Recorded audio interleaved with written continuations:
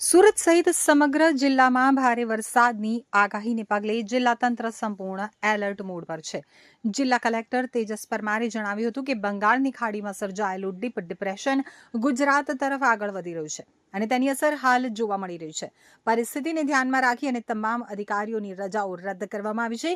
ગ્રામ્ય વિસ્તારમાં એક એનડીઆરએફ જ્યારે સુરત શહેરમાં એક એનડીઆરએફ અને 2 એસડીઆરએફની ટીમોને સ્ટેન્ડ બાય રાખવામાં આવી છે. દરેક ગામમાં આશ્રય સ્થાનો તૈયાર કરવામાં આવ્યા છે.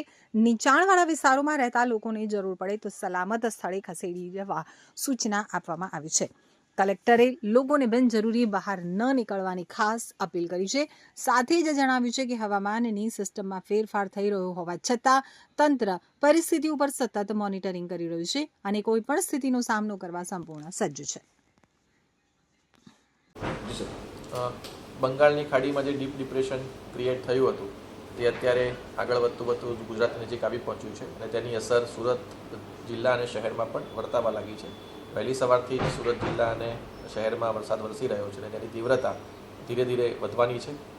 આગામી 24 થી 48 કલાક દરમિયાન આ જે વરસાદ છે તે ભારેથી અત્યંત ભારે વરસાદ સુરત જિલ્લા અને શહેરમાં થવાનો છે. તેથી તકેદારીના ભાગરૂપે આમ તો ગઈકાલથી જ તમામ ટીમોને સાવચેત કરી દેવામાં આવી છે. તમામ તાલુકા વિકાસ અધિકારીશ્રી, મામલતદારશ્રી, પ્રાંત અધિકારીશ્રી તમામને આ બાબતે એલર્ટ કરવામાં આવ્યા છે. સુરત મહાનગરપાલિકાની ટીમ પણ છેલ્લા 2 દિવસથી એલર્ટ મોડ ઉપર જ છે અને માનનીય કમિશનરશ્રી દ્વારા પણ તેમની સતત મિટિંગ લઈને તેમને પણ સાવચેત કરવામાં આવેલા છે. આજે વહેલી સવારથી જે વરસાદ શરૂ થયો છે તે બાબતે આજે વહેલી સવારથી તમામ અધિકારીઓને ફરીથી સચેત કરવામાં આવ્યા છે અને નીચાણવાળા વિસ્તારમાંથી લોકોને સ્થળાંતર કરીને સેફ સ્થળે લઈ જવા માટેની તમામને સૂચના આપવામાં આવી છે. આપણા જે આશ્રય સ્થાન જે છે તેને પણ આપણે તૈયાર કરવામાં આવ્યા છે અને ત્યાં પણ લોકો આશ્રય મેળવી શકે છે.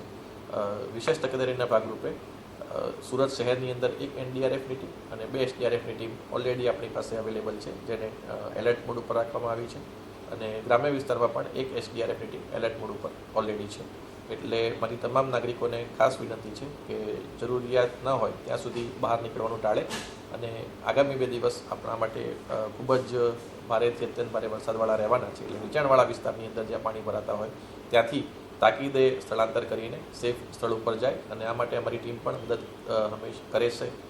વધુમાં ઘણી વખત લોકો જ્યારે પાણી આવતું હોય ત્યારે જોવા માટે નીકળતા હોય છે અને અલગ અલગ સ્થળો જતા હોય છે. તેવા લોકોને પણ મારી ખાસ વિનંતી છે કે પોતાનું 2 વ્હીલર કે 4 વ્હીલર લઈને આ બધી બાબતો માટે બહાર ના નીકળે.